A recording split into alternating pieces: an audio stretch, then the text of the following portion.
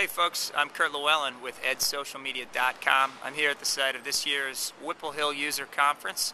We're in lovely, sunny Boston, as you can see.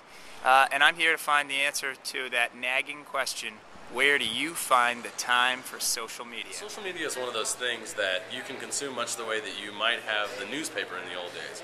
You sit down with a cup of coffee in the morning, and you can basically, drink your coffee and look through your Facebook, or consider your institution's fan page, or look over the Twitter stream, just in the same way you would have maybe read the newspaper. Well, it's an age-old question that's about a year old. But I think what's important is that each of us have to decide what it is that we want to do, and then we have the responsibility. It's not our environment. It's not whether people allow us. We have to own it, and so you have to want to do it. And as someone else in the panel mentioned earlier, it's an exciting world to be part of and to learn it. So I urge you to get out there and give it a try. Well, it's actually of personal interest to me, so I spend a lot of time in work researching it, and I spend a lot of time outside of work researching it as well. So it all sort of flows together. Work is at home, home is at work. And, I really try to be responsible in using it first in a personal fashion, and then bringing it back to the educational institution and trying to apply it there. The amount of time it takes to respond to online venues or to participate in social media is actually smaller than it seems when you start out. So I think the amount of time is overestimated by people who don't actually participate in those sites.